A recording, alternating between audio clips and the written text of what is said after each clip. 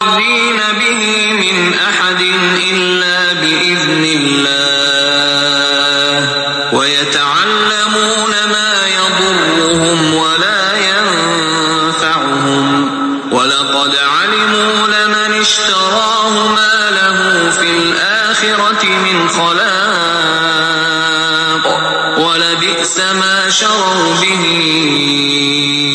أَنفُسَهُمْ لَوْ كَانُوا يَعْلَمُونَ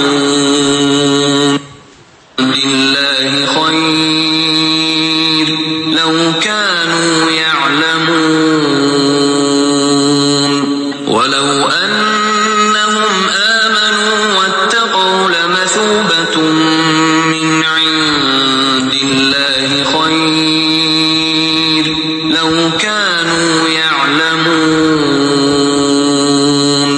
وَلَوْ أَنَّهُمْ آمَنُوا وَاتَّقَوْا لَمَثُوبَةٌ مِّنْ عِندِ اللَّهِ خَيْرٌ لَوْ كَانُوا يَعْلَمُونَ وَلَوْ أَنَّهُمْ آمَنُوا وَاتَّقَوْا لَمَثُوبَةٌ مِّنْ عِندِ اللَّهِ خَيْرٌ لَوْ كَانُوا يَعْلَمُونَ. بسم الله الرحمن الرحيم. الحمد لله رب العالمين والصلاة والسلام على أشرف الأنبياء والمرسلين نبينا محمد وعلى آله وأصحابه أجمعين أما بعد. പരിശുദ്ധ റമദാനിലെ 6 നോമ്പുകൾ പൂർത്തിയാക്കാനും 7ാമത്തെ നോമ്പ് തുടങ്ങാനും അള്ളാഹു നമുക്ക് അവസരം നൽകിയിരിക്കുകയാണ്. അള്ളാഹു തആല ഈ ദിനരാത്രങ്ങളിൽ നമ്മൾ ചെയ്തിട്ടുള്ള എല്ലാ അമലുകളും നമ്മിൽ നിന്നും കബൂൽ ചെയ്യുമാറാവട്ടെ. ഇനി ബാക്കിയുള്ള ദിവസങ്ങളിൽ അള്ളാഹുവിലേക്ക് ഏറ്റവും കൂടുതൽ അടുക്കുന്നവരായി മാറാൻ അള്ളാഹു നമ്മെ അനുഗ്രഹിക്കുമാറാവട്ടെ. പരിശുദ്ധ ഖുർആനിൻ്റെ പഠിതാക്കൾ എന്ന നിലക്ക് റമദാനിൻ്റെ ആളുകളാകാനുള്ള യോഗ്യത നമ്മൾ നേടിയിട്ടുണ്ട്. റമദാനും നോമ്പുമെല്ലാം ഖുർആൻ പഠിക്കുന്ന ആളുകൾക്ക് മാത്രമുള്ളതാണ് എന്ന് മനസ്സിലാക്കിയവരും അത് ബോധ്യപ്പെട്ടവരുമാണ് നമ്മൾ. അതുകൊണ്ട് തന്നെ ഏറെ സന്തോഷത്തോടു കൂടി അള്ളാഹുവിൻ്റെ സ്വർഗം ആഗ്രഹിച്ചുകൊണ്ട് പ്രതീക്ഷിച്ചുകൊണ്ട് ഖുർആൻ പഠിക്കാനുള്ള താല്പര്യത്തോടു കൂടി മരണം വരെ ഈ ഒരു അവസ്ഥ തുടർന്ന് കിട്ടാൻ വേണ്ടി നമ്മൾ പ്രാർത്ഥിക്കണം. അള്ളാഹു അതിനുള്ള തൗഫീഖ് നൽകി അനുഗ്രഹിക്കുമാറാവട്ടെ. ഇപ്പം നമ്മൾ പഠിക്കുന്നത് അൽ-ബഖറയിലെ 103-ാമത്തെ ആയത്താണ്. ഈ ആയത്തിൽ അള്ളാഹു പറയുന്നത് വലൗ അന്നഹും ആമനു വത്തഖൗ, തീർച്ചയായും അവർ ഈമാനുള്ളവരും തഖ്വയുള്ളവരും ആയിരുന്നെങ്കിൽ ലമസൂബത്തും മിൻ ഇൻദില്ലാഹി ഖൈർ, അള്ളാഹുവിങ്കൽ നിന്ന് ലഭിക്കുന്ന പ്രതിഫലം എത്രയോ ഉത്തമമായിരുന്നു. ലൗകാനു യഅലമൂൻ, അവരത് മനസ്സിലാക്കിയിരുന്നെങ്കിൽ. 2 കാര്യമാണ്. ഒന്ന്, ഒരു ഇൽമ് നിർബന്ധമായും ഉണ്ടാകണം എന്ന് ഈ ആയത്തിലൂടെ അള്ളാഹ് പഠിപ്പിക്കുന്നു. ലൗകാനു യഅലമൂൻ, അവർക്ക് ഇൽമുണ്ടായിരുന്നെങ്കിൽ എന്നാണ്. ഇപ്പം നിർബന്ധമായും നമ്മൾ നേടേണ്ട ഒരു ഇൽമാണ്. ഈമാനും തഖ്വയും ഉള്ളവരാണ് നമ്മളെങ്കിൽ അള്ളാഹുവിൻ്റെ അടുക്കലുള്ള പ്രതിഫലം എത്രയോ ഉത്തമമാണ് എന്ന് പറഞ്ഞാൽ, ഒരു പക്ഷേ ഈ ദുനിയാവിൽ പലപ്പോഴും അത്രയങ്ങോട്ട് മെച്ചപ്പെട്ട ഒരു ജീവിതമൊന്നും ചിലപ്പോൾ നമുക്ക് കിട്ടണമെന്നില്ല നമ്മുടെ കാഴ്ചപ്പാടിൽ. എങ്കിൽ പോലും ഈമാനും തഖ്വയും ഉള്ളവരാണെങ്കിൽ അവർക്ക് ഇനി കിട്ടാൻ പോകുന്നത് ഒരു മെച്ചപ്പെട്ട ജീവിതമാണ് എന്ന കാര്യം അറിയണം. ഇനി നമ്മൾ അത്യാവശ്യം മെച്ചപ്പെട്ട രൂപത്തിൽ ജീവിക്കുന്നു എന്ന് നമുക്ക് തോന്നുന്നു എങ്കിൽ പോലും ഇതൊന്നുമല്ല മെച്ചപ്പെട്ട ജീവിതം, മറിച്ച് വരാൻ പോകുന്നതാണ് ഇതിനേക്കാൾ മെച്ചപ്പെട്ടത് എന്ന ഒരു ഇൽമ്, ഒരു ബോധ്യം നമുക്കുണ്ടാകണം എന്നതാണ്. അപ്പോൾ അതുമായി ബന്ധപ്പെട്ട ആയത്തുകളാണ് ഇപ്പം നമ്മൾ പരിശോധിച്ചു വരുന്നത്. സുലൈമാൻ നബി അലൈഹിസ്സലാത്തു വസ്സലാമിൻ്റെ ചരിത്രമാണ് നമ്മൾ ഇതിനു മുമ്പ് പറഞ്ഞത് അല്ലേ? സുലൈമാൻ നബിയുമായി ബന്ധപ്പെട്ട വിഷയം എന്താ? സുലൈമാൻ നബിന്റെ ചരിത്രത്തിൽ നമ്മൾ പഠിച്ച ഏറ്റവും വലിയ പാഠം എന്തായിരുന്നു? സിഹിർ രണ്ടാമത് വന്നു. സുലൈമാൻ നബിന്റെ ജീവിതവുമായി ബന്ധപ്പെട്ടാണ് നമ്മൾ ആയത്ത് തുടങ്ങിയത് അല്ലേ? ആ 102-ാമത്തെ ആയത്തിന്റെ ബാക്കിയാണ് 103. അപ്പൊ ഈ സുലൈമാൻ നബി അലൈഹി സ്വലാത്തു വസ്സലാമിനെ പറ്റിയിട്ട്, അദ്ദേഹത്തിന്റെ രാജവാഴ്ചയെ പറ്റി ജൂതന്മാർ പറഞ്ഞുണ്ടാക്കിയൊരു കാര്യമുണ്ട് അല്ലേ? അതാണ് അവിടെ ഉണ്ടായിരുന്ന ഇസ്ലാമിന്റെ ശത്രുക്കൾ പിൻപറ്റി വത്തബഉ മാ തത്ലു ശയാത്തീനു അലാ മുൽക്കി സുലൈമാൻ. അപ്പം അവിടെ സുലൈമാൻ നബിയുടെ മുൽക്ക് എന്താണ്, സുലൈമാൻ നബിയുടെ ജീവിതം എന്താണ്, സുലൈമാൻ നബിയുടെ ജീവിതത്തിൽ നമുക്ക് പഠിക്കാനുള്ള പാഠം എന്താണ് എന്നത് ഖുർആൻ വളരെ വ്യക്തമായി പറയുന്നു. അതിലേറ്റവും പ്രധാനപ്പെട്ട കാര്യം എന്തായിരുന്നു? സുലൈമാൻ നബി അലൈഹി സ്വലാത്തു വസ്സലാമിന് അല്ലാഹു സുബ്ഹാനഹു വ തആല ഒരുപാട് ഫദ്ല് കൊടുത്തു അല്ലേ? ഒരുപാട് ഫദ്ല് കൊടുത്തു. ആർക്കും മുമ്പ് കൊടുത്തിട്ടില്ലാത്ത ഫദ്ല് കൊടുത്തു. ഒന്ന്, ഒരു നബി മാത്രമായിരുന്നില്ല. ശരിക്കും നബിമാരൊക്കെയും വളരെ ത്യാഗം സഹിച്ച ആൾക്കാരാണ്. നബിമാരൊക്കെയും കഷ്ടപ്പെട്ടവരാണ്. ഭൂരിപക്ഷം നബിമാരും ഈ ഭൂമിയിൽ കൊല്ലപ്പെട്ടവരാണ്. ലക്ഷക്കണക്കിന് പ്രവാചകന്മാർ വന്നു, അവരിൽ ഏറെയും കൊല്ലപ്പെട്ടവരാ. അത് ഖുർആൻ വളരെ വ്യക്തമായിട്ട് പറയുന്നുണ്ട്. കൊല്ലപ്പെട്ടവരാണ് പലരും. ബനൂ ഇസ്രായേലിലേക്ക് വന്ന ഒട്ടനവധി പ്രവാചകന്മാരെ അവർ കൊന്നു എന്ന് ഖുർആൻ പല സ്ഥലത്ത് പറയുന്നുണ്ട്. പക്ഷേ സുലൈമാൻ നബിന്റെ പ്രത്യേകത എന്താണെന്ന് വെച്ചാൽ, സുലൈമാൻ നബി ഒരു രാജകുടുംബത്തിലാണ് ജനിക്കണത്. സുലൈമാൻ നബിന്റെ പിതാവ് രാജാവാണ്. ആരാണ്? ദാവൂദ് നബി രാജാവാണ്, ഭരണാധികാരിയാണ്. ഒരു ഭരണാധികാരി പ്രവാചകനാകുമ്പം ദൗത്യം കുറച്ച് എളുപ്പമാണ്. ശരിക്കും മനസ്സിലാക്കണം. ഭരണാധികാരി എന്നതിനപ്പുറമുള്ള പദവി ഏതാണ്? റസൂല് എന്ന പദവിയാണ്, അല്ലെങ്കിൽ നബി എന്ന പദവിയാണ്. അപ്പോൾ സുലൈമാൻ നബിയെ സംബന്ധിച്ചിടത്തോളം, ദാവൂദ് നബിയെ സംബന്ധിച്ചിടത്തോളം പ്ലാറ്റ്ഫോം വളരെ സുരക്ഷിതമാണ്. ദൈവത്ത് നടത്താനുള്ള പ്ലാറ്റ്ഫോം വളരെ സുരക്ഷിത. കാരണം എന്ത് ചെയ്യൂല, അവരാരും എന്ത് ചെയ്യൂല, ചോദ്യം ചെയ്യൂല. കാരണം രാജാക്കന്മാരാണ്. എന്തിനാണ് അല്ലാഹു തആല ഇങ്ങനെ ഒറ്റപ്പെട്ട ഇങ്ങനെയുള്ള 1-2 പ്രവാചകന്മാരെ ഈ രൂപത്തിൽ പറഞ്ഞെന്നത്? ഭൂരിപക്ഷം പ്രവാചകന്മാരും ത്യാഗം സഹിച്ചവരും വേദന സഹിച്ചവരും മർദ്ദനങ്ങളേറ്റവരും കൊല്ലപ്പെട്ടവരുമൊക്കെയാണെങ്കിൽ അവരുടെ പ്ലാറ്റ്ഫോം ഒന്നും ദഅവത്ത് എന്ന റിസാലത്ത് എന്ന ആ സംഗതി നടത്താനുള്ള ഒരു സുരക്ഷിതമായ ഒരു അവസ്ഥ ആയിരുന്നില്ല അവർക്കുണ്ടായിരുന്നത്. പക്ഷേ സുലൈമാൻ നബിക്കും ദാവൂദ് നബിക്കും അങ്ങനല്ല.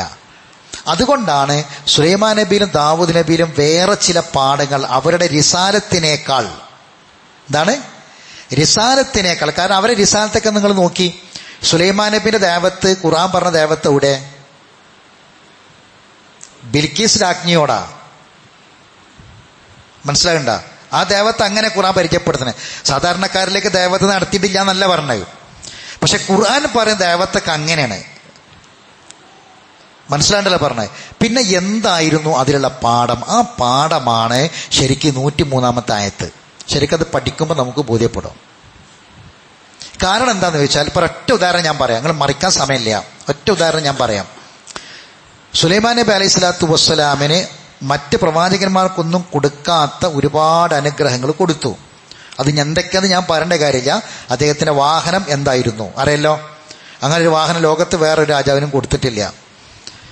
മനുഷ്യന്മാരുടെ സംസാരങ്ങൾ മാത്രമല്ല, ഒരു രാജ്യത്തിൻ്റെ ഒരു ഭൂമിയിൽ ഒരു പ്രദേശത്ത് പ്രജകൾ എന്ന് പറയുന്നത് മനുഷ്യന്മാർ മാത്രമല്ല. ഒരു ഭരണകൂടത്തിന് മനുഷ്യന്മാരെ മാത്രം പ്രൊട്ടക്റ്റ് ചെയ്യാനല്ല, അവിടെയുള്ള ജീവജാലങ്ങൾ, ജന്തുക്കൾ, പ്രാണികൾ, പറവകൾ, അള്ളാഹ് ആ പ്രദേശത്ത് എന്തിനൊക്കെ സൃഷ്ടിച്ചിട്ടുണ്ടോ അതിൻ്റെ ഉത്തരവാദിത്തം ആർക്കുണ്ട്? ഒരു ഭരണകൂടത്തിനുണ്ട്. ഒക്കത്തിന് സംരക്ഷിക്കണം, മനുഷ്യന്മാരെ മാത്രമല്ല. സുലൈമാൻ നബി അലൈഹി സ്വലാത്തു വസ്സലാമിന് അത് എളുപ്പമാക്കി കൊടുത്തു.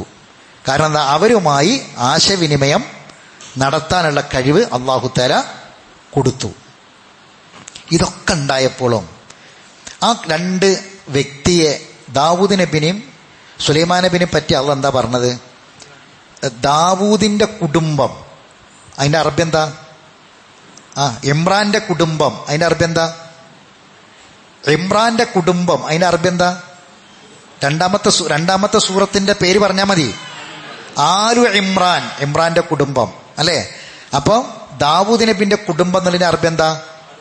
ആലു ദാവൂദ്. ഖുർആൻ എന്താ? ആല ദാവൂദ ശുക്രാ. ഖുർആൻ ദാവൂദ് നബിന്റെ കുടുംബത്തിന്റെ ഏറ്റവും വലിയ പ്ലസ് പോയിന്റ് ശുക്ർ കാണിച്ചു അവർ എന്നതാ. എന്തായിരുന്നു അതിന്റെ കാരണം?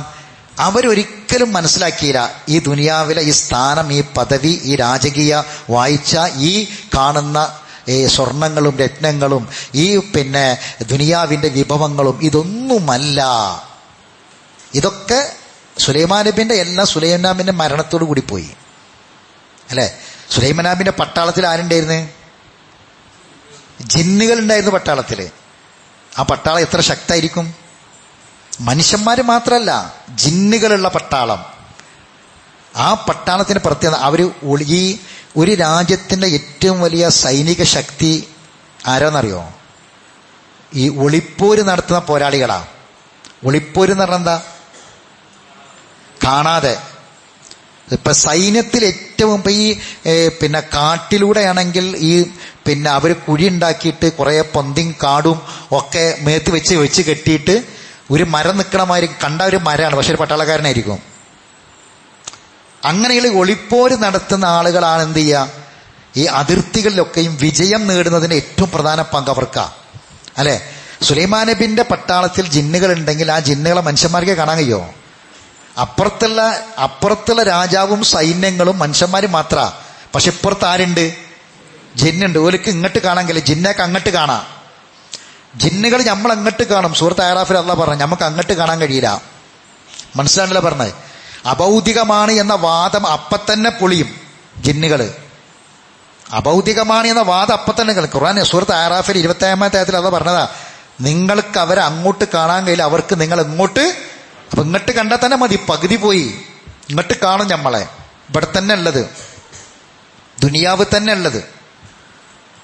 അപ്പൊ അങ്ങനെ ഒരു സൈന്യം ആരെ കൂട്ടത്തിലുണ്ട്? സുലൈമാൻ നബിന്റെ കൂട്ടത്തിലുണ്ട് അല്ലെ? ഇതൊക്കെ ഉണ്ടായിട്ടും സുലൈമാൻ നബിക്ക് അറിയുന്നത് സുലൈമാൻ നബിന്റെ മരണം എങ്ങനെയായിരുന്നു? ഒരു മനുഷ്യന്റെ എത്ര വലിയ കഴിവുള്ള ആളാണെങ്കിലും ഏത് വലിയ ഭരണാധികാരി ആണെങ്കിലും അയാളുടെ ഏറ്റവും നിസ്സഹായകമായ അവസ്ഥ ഏതായിരിക്കും? മരണമാണ് അല്ലേ? മരണത്തെ രക്ഷപ്പെടുത്താൻ പട്ടാളത്തെ കൊണ്ട് പറ്റുമോ? മരിക്കാൻ കിടക്കണ രാജാവ് മരണാസന്നനായി കിടക്കുകയാണ്. പട്ടാളക്കാർക്ക് പറ്റുമോ? ഡോക്ടർമാർക്ക് പറ്റുമോ? ഈ രാജാവിൻ്റെ മുഴുവൻ സമ്പത്ത് കൊണ്ടും ഇയാളെ ജീവൻ രക്ഷിക്കാൻ കഴിയുമോ? മരിക്കാൻ തീരുമാനിച്ച രക്ഷിക്കാൻ കഴിയില്ല അല്ലേ? സുലൈമാൻ നബിയുടെ മരണം എങ്ങനെയായിരുന്നു? ബൈത്തുൽ മുഖദ്ദസ് നിർമ്മിച്ചു കൊണ്ടിരിക്കുകയാണ് ആര്? ജിന്നുകൾ. അതിൻ്റെ മേൽനോട്ടം വഹിച്ചുകൊണ്ട് ഒരു വടിയും കുത്തിപ്പിടിച്ച് സുലൈമാൻ നബി നിൽക്കുക. ആ നൃത്തം കുറച്ച് സമയമൊന്നുമല്ല. അദ്ദേഹം മരിച്ചിട്ട് ആ കുത്തിപ്പിടിച്ച വടി ചിതല് നിന്ന് എന്നിട്ട് മുറിഞ്ഞു വീണപ്പോഴാണ് ജിന്നുകൾ വരെ അറിഞ്ഞത് എന്ത്? സുലൈമാൻ നബി മരിച്ചു എന്ന്. അതുകൊണ്ടാണ് ജിന്നുകൾ പറഞ്ഞത് ഞങ്ങൾക്ക് വൈബ് അറിയുമായിരുന്നെങ്കിൽ ഞങ്ങൾ ഒരിക്കലും ഈ ഒരു അപമാനത്തിൽ പെടുകയായിരുന്നു. ഖുർആന്റെ ആയത്താ ജിന്നുകളെ പറഞ്ഞത്, ഓർക്ക് വൈബ് അറിയില്ല എന്ന്. അള്ളാഹു സുബ്ഹാനഹു വ തആല ഇത് ബോധ്യപ്പെടുത്തി തരികയാണ് സുലൈമാൻ നബിന്റെ കഥ പറഞ്ഞിട്ട്. ആല ദാവൂദ ശുക്ര. എന്ത് കിട്ടിയാലും ഇപ്പൊ നമ്മളൊക്കെ അവസ്ഥ എന്താണ്? ഈ ആയത്ത് നമ്മളോട് പറയാൻ കാരണം എന്താ? നമ്മളൊക്കെ അവസ്ഥ എന്താണെന്ന് വെച്ചാൽ നമുക്ക് എന്തെങ്കിലുമൊക്കെ ഒന്ന് സ്വന്തമായി കിട്ടിയാൽ നമുക്ക് വല്ലാത്തൊരു അഭിമാനമൊക്കെ തോന്നുന്ന ഒരു സമയം. അപ്പോൾ ഒരാളൊരു പെരണ്ടാക്കി, ഒരു നല്ല വീടുണ്ടാക്കി, ആ വീട് താമസിക്കുകയാണ്. അപ്പം അയാൾക്ക് എത്ര കടം വാങ്ങി കള്ളി വാങ്ങിയിട്ടാണെങ്കിലും ആ വീട് അലങ്കരിച്ച് വലിയ പരിപാടിയൊക്കെ നടത്തി ആൾക്കാരൊക്കെ ഇങ്ങനെ വന്ന് നല്ല വീടിട്ട് അടിപൊളി വീടിട്ടോ എന്നൊക്കെ പറഞ്ഞിട്ട് ഇങ്ങനെ ഒരു അഭിപ്രായമൊക്കെ പറഞ്ഞ് പോകണം, നല്ല ഫുഡ് എന്നൊക്കെ പറഞ്ഞ ആൾക്കാരിങ്ങനെ ഈ ആളുകൾ പറയുന്നതിലും കാണുന്നതിലും ഒക്കെ ഒരു അഭിമാനം മനുഷ്യൻ കാണുകയാണ് അല്ലേ? ഒരു നല്ലൊരു വാഹനം വാങ്ങി ആ വാഹനം അങ്ങനെ ഓടിച്ച് ഓട്ടുമ്പോൾ കൂടെ പോകുമ്പം സൂപ്പർ അടിപൊളി വാഹനം കേട്ടോ എന്നത്. ഇതിൻ്റെ ഒക്കെ മേലെ നമ്മൾ എഴുതി വെക്കുന്ന ഒരു വാക്കുണ്ട്. വിശ്വാസിയാണെങ്കിൽ പോലും എഴുതി വെക്കുന്ന വാക്കെന്താ? ഹാദാ മിൻ ഫദ്ലി റബ്ബി. ഇത് ഖുർആനിൽ ആരെ വാക്കായിട്ട് പറഞ്ഞതാ? സുലൈമാൻ നബിന്റെ വാക്കായിട്ട് പറഞ്ഞതാ. ഹാദാ മിൻ ഫദ്ലി റബ്ബി. അതിന്റെ ബാക്കി എന്താ? ലിയബ്ലുവനി അഷ്കുർ അം മക്ഫുർ. ഞാൻ നന്ദികേട് കാണിക്കുമോ എന്ന് പരീക്ഷിക്കാൻ വേണ്ടി എൻ്റെ റബ്ബ് എനിക്ക് തന്നതാണ്. അപ്പൊ നന്ദികേട് കാണിക്കോ എന്ന് പരീക്ഷിക്കണത് എന്തിനാ? പരലോകത്ത് കിട്ടുമോ കിട്ടൂലേ? അപ്പൊ സുലൈമാൻ നബി ആഗ്രഹിച്ചത് എന്താ?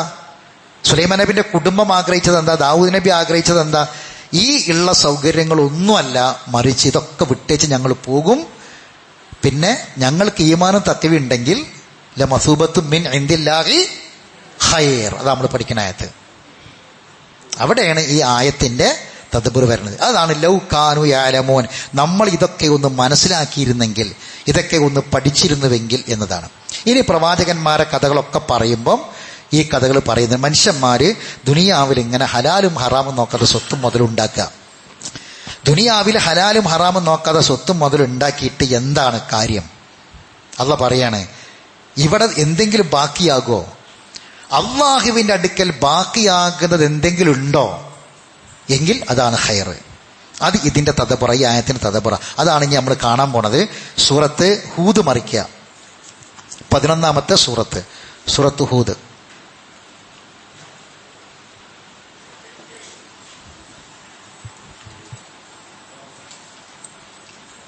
11ാമത്തെ സൂറത്ത് ഹൂദ്.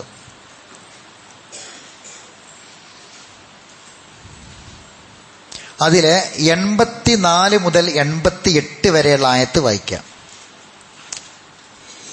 84 മുതൽ 88 വരെ.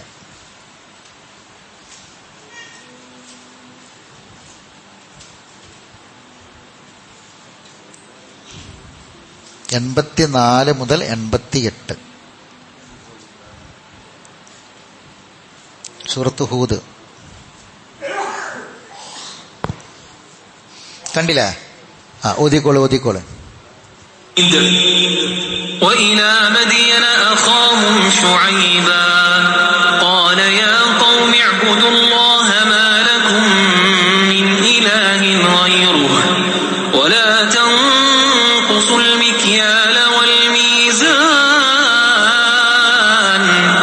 إني أراكم بخير وإني أخاف عليكم عذاب يوم محيط ويا قوم أوفوا المكيال والميزان بالقسط ولا تبخسوا الناس أشياءهم ولا تعثوا في الأرض مفسدين بقية الله خير لكم إن كنتم مؤمنين وما أنا عليكم بحفيظ قالوا يا شعيب أصلاتك تأمرك أن نترك ما يعبد آباؤنا أو أن نفعل في أموالنا ما نشاء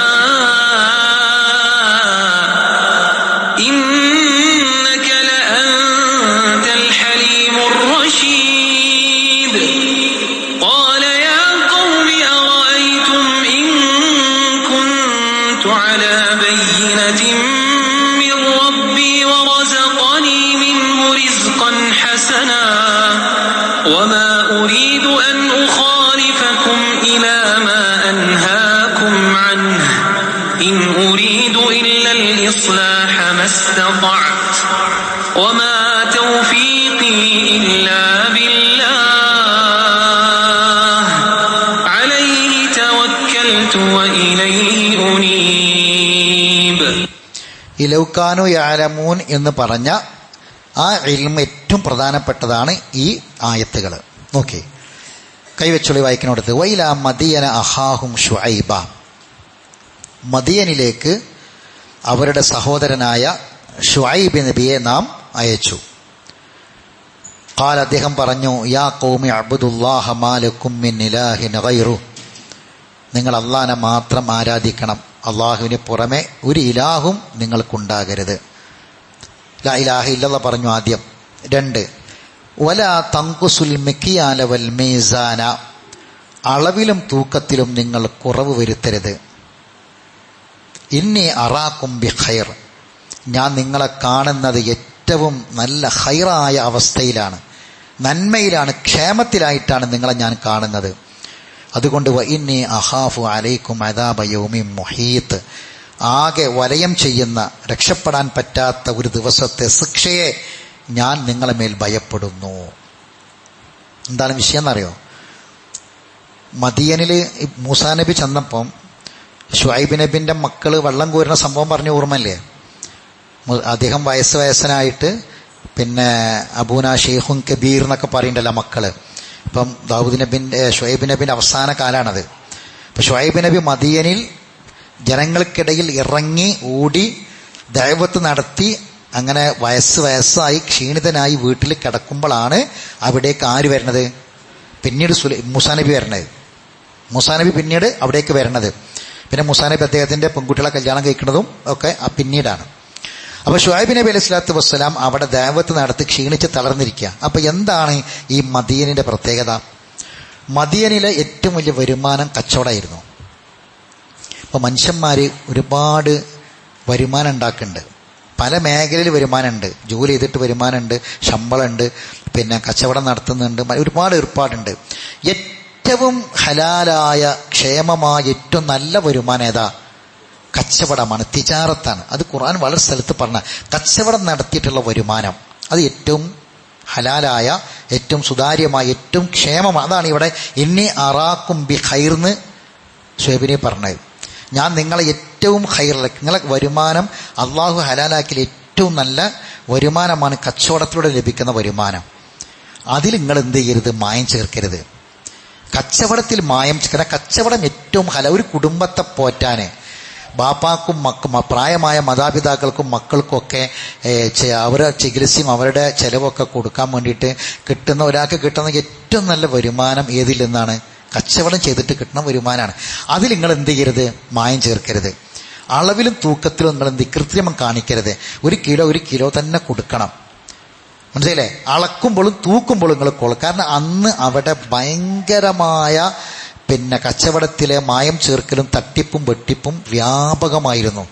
ആ സമൂഹത്തിലുണ്ടായിരുന്ന ഏറ്റവും വലിയ തിന്മ അതായിരുന്നു. ശിർക്ക് കഴിഞ്ഞാലുള്ള തിന്മ അതാണ്. അതുകൊണ്ടാണ് തൗഹീദ് പറഞ്ഞിട്ട് പിന്നെ അദ്ദേഹം ആ കാര്യം പറഞ്ഞത്. ബാക്കി നോക്കി, വയാ കൗമി, എൻ്റെ ജനങ്ങളെ, ഔഫുൽ മിക്കിയാല വൽ മീസാന ബിൽ ഖിസ്ത്, നിങ്ങൾ അളവും തൂക്കവും നീതിപൂർവ്വം പൂർത്തിയാക്കി കൊടുക്കണം. എന്താണ് നീതിപൂർവ്വം പൂർത്തിയാക്കുക എന്ന് പറഞ്ഞാൽ? വലാ തബ്ഖസുൻ നാസ അഷ്യാഅഹും, അവരുടെ വസ്തുക്കളിൽ നിങ്ങൾ ജനങ്ങൾക്ക് കുറവ് വരുത്തരുത്. അഷ്യാ എന്ന് പറഞ്ഞാൽ ഈ ഇതാണ് എന്താ പറയുക, നമ്മൾ ആൾക്കാർ കച്ചവടം ചെയ്യുന്ന വസ്തു, അതാണ് അവിടെ അഷ്യാ കൊണ്ട് ഉദ്ദേശിച്ചത്. ആൾക്കാർ വാങ്ങുന്ന, കസ്റ്റമേഴ്സ് വാങ്ങുന്ന ആ സാധനം ഉണ്ടല്ലോ, അതിൽ അവർക്ക് ഒരിക്കലും കുറവ് വരാൻ പാടില്ല. നിങ്ങൾ പറയുന്ന ഗ്യാരണ്ടിയും അതിൻ്റെ ക്വാണ്ടിറ്റിയും ഒക്കെ അതിലുണ്ടായിരിക്കണം. നിങ്ങൾ എന്തൊക്കെ വിശേഷണങ്ങൾ അതിന് പറയുന്നുണ്ടോ അത് അതിലുണ്ടായിരിക്കണം. അത് കുറവ് വരാൻ പാടില്ല, അത് പൂർണ്ണമായിരിക്കണം. അതാണ് അഷ്യാ എന്ന് പറഞ്ഞാൽ. ജനങ്ങൾക്ക് നിങ്ങൾ കൊടുക്കുന്ന അതിൽ നിങ്ങൾ കുറവ് വരുത്തരുത്. വലാ തഅസൗ ഫിൽ അർളി മുഫ്സിദീൻ, നാശകാരികളായിക്കൊണ്ട് ഭൂമിയിൽ നിങ്ങൾ വിഹരിക്കുകയും ചെയ്യരുത്. എന്ന് പറഞ്ഞാൽ ഒരു സമൂഹത്തിൻ്റെ നാശം എവിടെ നിന്ന് അറിയങ്ങൾ? ഒരു സമൂഹം നശിക്കല് മാർക്കറ്റിൽ തട്ടിപ്പും വെട്ടിപ്പും വ്യാപകമാകുമ്പോഴാണ്. മാർക്കറ്റിൽ തട്ടിപ്പും വെട്ടിപ്പും വ്യാപകമാകുമ്പോൾ ആ സമൂഹം നശിക്കുമെന്ന കാര്യത്തിൽ തർക്കമില്ല. അപ്പം എന്താ ഉണ്ടാകുക? എല്ലാവരും ചൂഷണത്തിൻ്റെ ആൾക്കാരായി മാറും. അപ്പം എനിക്കിങ്ങനെ തോന്നുകയാണ്, ഞാൻ 100 രൂപ കൊടുത്ത് വാങ്ങിയ ഈ ഒരു വസ്തുവിന് അതിൻ്റേതായ ക്വാളിറ്റി ഇല്ല, അതെന്നെ പറ്റിച്ചതാണ് എന്ന് തോന്നുമ്പം ഞാൻ വേറൊരു കച്ചവടക്കാരനാവുമ്പം ഞാൻ ആ നടത്തുന്ന കച്ചവടത്തിൽ ബാക്കിയുള്ളവരെ പറ്റിക്കും.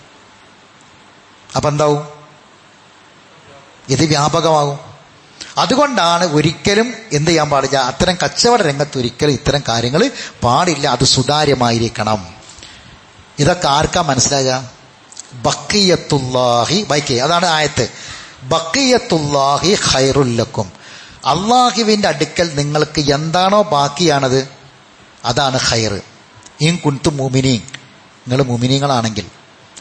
അതാണ് ആയത്തിൻ്റെ തുടക്കത്തിൽ വലവു അന്നഹും ആമനു എന്ന് പറഞ്ഞത്. നിങ്ങൾ മുഅ്മിനീങ്ങളാണെങ്കിൽ എന്ന് പറഞ്ഞില്ലേ, അല്ല മസൂബത്തും മിൻ അൻദില്ലാഹി ഖൈർ എന്നല്ല ആയത്ത്.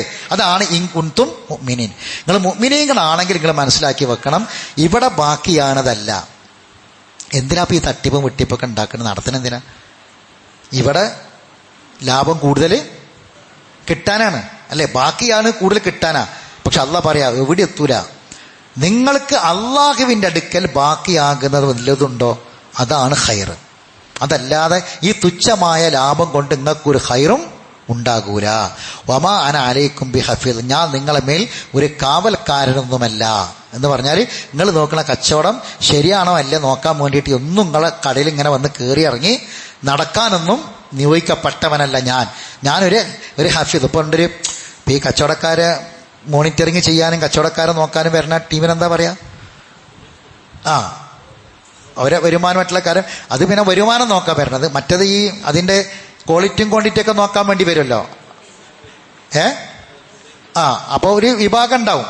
ആ അങ്ങനെയുള്ള ഒരു ഉദ്യോഗസ്ഥനൊന്നുമല്ല ഞാൻ. അതാണ് വമാ അലൈക്കും ബി ഹഫീദ് എന്ന് പറഞ്ഞത്. പിന്നെ എന്തേ പറ്റുള്ളൂ, അതൊക്കെ ഇവിടെ നടക്കുന്നത്. അങ്ങനെ വരുന്നവർക്കും എന്ത് ചെയ്യും, എന്തെങ്കിലും കൈമടക്ക് കൊടുത്തുകൊണ്ട് ഓലയും ഒതുക്കും, ഇതെല്ലാം നടക്കണത്. അപ്പൊ അതുകൊണ്ട് ഇതൊക്കെ സുതാര്യമാകണമെങ്കിൽ എന്ത് വേണം, ഈമാനും തഖ്വയും വേണം. അങ്ങനെ ഈമാനും തഖ്വയും ഉണ്ടെങ്കിൽ എന്താണോ നിങ്ങൾക്ക് ബാക്കിയാക്കി കിട്ടുന്നത് അതാണ് ഖൈർ. ഖാലു, അപ്പോൾ എന്താ ചോദിച്ചെന്നറിയോ, യാ ഷുഐബ് ആ സ്വലാത്തക തഅ്മുറുക അൻ നതുറക മാ യഅബുദു ആബാഉന ഔ അൻ നഫ്അല ഫി അംവാലിന മാ നശാ. ഞങ്ങളെ വാപ്പാരായിട്ട് ആരാധിച്ചു വരുന്ന ഈ ആരാധന്മാരെ ഒഴിവാക്കാനും ഞങ്ങളെ മുതൽ ഞങ്ങൾക്കിഷ്ടമുള്ള മാതിരി ചെലവാക്കാനും ചെയ്യാതിരിക്കാനും തടസ്സം നിന്റെ ഈ നിസ്കാരാണോന്ന്.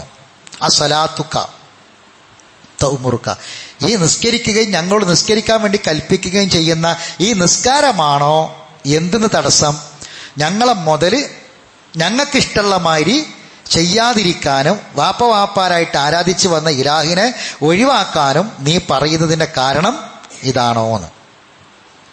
നമ്മളിപ്പോഴും പറയില്ല മജ നിസ്കാരക്കാരനാണ്, ബാങ്ക് കൊടുത്താൽ പള്ളിക്കലുണ്ടാവും, ബാങ്ക് കൊടുത്താൽ പള്ളിക്കലുണ്ടാവും, കച്ചവടം തട്ടിപ്പും വെട്ടിപ്പുമാണ് എന്ന് പറയുന്ന ആ വർത്താനം ഇന്നും നമ്മുടെ സമൂഹത്തിലുണ്ട്. ഇത് ഷുഐബ് നബിയുടെ സമൂഹം തിരിച്ചു ചോദിച്ച ചോദ്യമാണ്. എന്നിട്ട് അവർ പറഞ്ഞു, ഇന്നക അല അൻതൽ ഹലീമുർ റഷീദ്, തീർച്ചയായും നീ സഹനശീലനും വിവേകശാലിയുമാണല്ലോ. അത് പരിഹസിച്ചുകൊണ്ട് പറഞ്ഞ വാക്കാണ് ഇവർ പറഞ്ഞത്. അപ്പം ഞങ്ങളെ ഇതിലേറ്റവും പ്രധാനപ്പെട്ട പോയിന്റ്, ഞങ്ങളെ മുതൽ ഫി ഔ അൻ നഫ്അല ഫി അംവാലിന മാനഷാ, ഞങ്ങളെ മുതൽ ഞങ്ങളുണ്ടാക്കിയ മുതൽ വാപ്പാരായിട്ട് കിട്ടിയ മുതൽ ഞങ്ങൾക്ക് ഇഷ്ടമുള്ള മാതിരി ചെയ്യാൻ പറ്റൂല എന്ന് പറയാൻ നീ ആരാണ് എന്നാണ് ആ ചോദ്യം. ഖാല, അദ്ദേഹം പറഞ്ഞു, യാ ഖൗമി, ഏ ജനങ്ങളെ, അറഅയ്തും ഇൻ കുൻതു അലാ ബയ്യിനത്തിൻ മിൻ റബ്ബി, നിങ്ങൾ എന്താ മനസ്സിലാക്കിയത്, എനിക്ക് എൻ്റെ റബ്ബ് വ്യക്തമായ ദൃഷ്ടാന്തങ്ങൾ നൽകുകയും വറസഖനി മിൻഹു റിസ്ഖൻ ഹസന, എനിക്ക് ജീവിക്കാൻ ആവശ്യമായ മാന്യമായ ഉപജീവനം റിസ്ഖ് എൻ്റെ റബ്ബ് എനിക്ക് നൽകുകയും ചെയ്തിട്ടുണ്ട്. എനിക്ക് നിങ്ങളോട് ഇതൊക്കെ പറഞ്ഞിട്ട് എന്ത് ചെയ്യേണ്ട കാര്യമില്ല, പിന്നെ വേറെ എന്തെങ്കിലും ഒരു കാര്യലാഭത്തിൻ്റെ ആവശ്യമൊന്നുമില്ല. നിങ്ങൾ കാണുന്നില്ലേ, അറഅയ്തും, നിങ്ങൾ കാണുന്നില്ലേ, ഇൻ കുൻതു അലാ ബയ്യിനത്തിൻ മിൻ റബ്ബി, എൻ്റെ റബ്ബ് എനിക്ക് വ്യക്തമായ തെളിവുകൾ ദൃഷ്ടാന്തങ്ങൾ തന്നതാണ്, ഞാനതാ പറയണത് എന്ന് മാത്രമല്ല, നിങ്ങളോട് ഇത് പറഞ്ഞിട്ട് എനിക്ക് എന്തെങ്കിലും ദുനിയാവിലെന്തെങ്കിലും വേണ്ട, അതിൻ്റെ ആവശ്യമില്ല. എനിക്ക് അള്ളാഹു നല്ല റിസ്ഖും നൽകിയിട്ടുണ്ട്. വമാ ഉരീദു അൻ ഉഖാലിഫക്കും ഇലാ മാ അൻഹാക്കും അൻഹു, നിങ്ങളെ ഒരു കാര്യത്തിൽ നിന്ന് വിലക്കുകയും എന്നിട്ട് നിങ്ങളിൽ നിന്ന് വ്യത്യസ്തനായിക്കൊണ്ട് ഞാൻ തന്നെ അത് പ്രവർത്തിക്കുകയും ചെയ്യുമെന്ന് ഉദ്ദേശിക്കുന്നുമില്ല. എന്ന് പറഞ്ഞാൽ നിങ്ങളോടൊരു കാര്യം ഞാൻ കൽപ്പിക്കുക, എന്നിട്ട് ഞാൻ അതിനെതിരിൽ ചെയ്യാം. ഷുഐബ് നബി കച്ചവടക്കാരൻ തന്നെയാണ്. അങ്ങനെ നിങ്ങൾ വിചാരിക്കുന്നുണ്ടോ? നിങ്ങൾക്കൊക്കെ മോശമാക്കിയിട്ട് ഞാനെന്തൊരു വലിയ കച്ചവടക്കാരനാകാൻ ആണ് എന്ന് നിങ്ങൾ വിചാരിക്കുന്നുണ്ടോ? അതൊന്നുമല്ല ഈ പറഞ്ഞത്. അതുകൊണ്ടൊന്നുമല്ല പറയണത്. മറിച്ച് എന്താണ്, ഇൻ ഉരീദു ഇല്ലൽ ഇസ്ലാഹ മസ്തതഅത്, എന്നെ കൊണ്ട് സാധ്യമാകുന്ന വിധം ഇസ്ലാഹ് നടത്താൻ മാത്രമാണ് ഞാൻ ഉദ്ദേശിക്കുന്നത്. വമാ തൗഫീഖി ഇല്ലാ ബില്ലാ, അത് എനിക്ക് എൻ്റെ റബ്ബിൻ്റെ തൗഫീഖ് കൊണ്ടല്ലാതെ അതൊന്നും എനിക്ക് ചെയ്യാൻ കഴിയില്ല. തവക്കൽതു അലൈഹി തവക്കൽതു, ഞാൻ ആ റബ്ബിൽ ബരമേൽപ്പിച്ചിട്ടുണ്ട്. വ ഇലൈഹി ഉനീബ്, ഞാൻ അവനിലേക്ക് താഴ്മയോടുകൂടി ഞാൻ അവനിലേക്ക് മടങ്ങുകയും ചെയ്തിരിക്കുന്നു എന്നാണ്. അപ്പോൾ എന്താണ് ആയത്ത്, എന്താണ് നമ്മൾ പഠിക്കണ ആയത്ത്? വലൗ അന്നഹും ആമനു വത്തഖൗ ലമസൂബത്തും മിൻ ഇൻദില്ലാഹി ഖൈർ ലൗ കാനൂ യഅലമൂൻ. അപ്പോൾ ആ ഇൽമ് നേടുന്നതിൻ്റെ ഏറ്റവും പ്രധാനപ്പെട്ട ഒരു കാര്യമാണിത്. ഈ ദുനിയാവിൽ നമുക്ക് എന്ത് തന്നെ ഉണ്ടായിരുന്നാലും ശരി, അതെല്ലാം വിട്ടേച്ച് നമ്മൾ പോകേണ്ടവരാണ്. നമുക്ക് മരണത്തിന് ശേഷം പരലോകത്ത് എന്താണോ ലഭിക്കാൻ പോകുന്നത് അത് മാത്രമായിരിക്കും ഖൈർ. അത് നമുക്ക് ലഭിക്കുന്നത് ഈമാനും തഖ്വയും ഉണ്ടെങ്കിൽ മാത്രമായിരിക്കും എന്ന സന്ദേശമാണ് ഈ ആയത്തിലൂടെ അള്ളാഹു നമുക്ക് നൽകുന്നത്. അപ്പം ഇൻഷാ അല്ലാഹ് ബാക്കി കാര്യങ്ങൾ അടുത്ത ക്ലാസ്സിൽ നമുക്ക് വിശദീകരിക്കാം.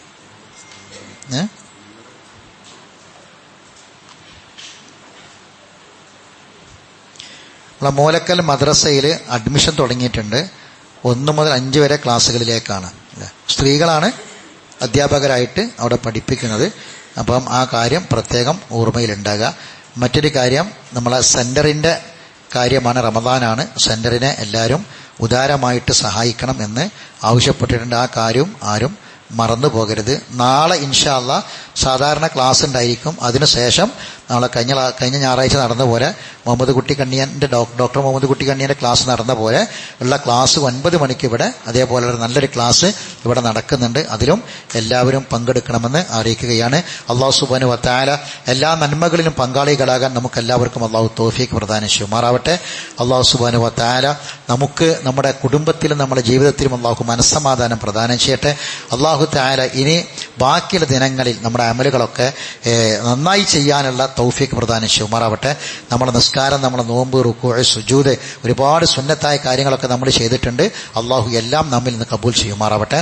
റബ്ബന തഖബ്ബൽ മിന്നാ സ്വലാത്തന വ ഖിയാമന വ റുകൂഅന വ സുജൂദന വ സദഖാതിന വ ഖിറാഅതിന وتمم تقصيرنا وتمم تقصيرنا وتمم تقصيرنا وقضي حوائجنا يا قاضي الحاجات ربنا آتنا في الدنيا حسنة وفي الآخرة حسنة وقنا عذاب النار وآخر دعوانا أن الحمد لله رب العالمين سبحانك اللهم وبحمدك أشهد أن لا إله إلا أنت أستغفرك وأتوب إليك.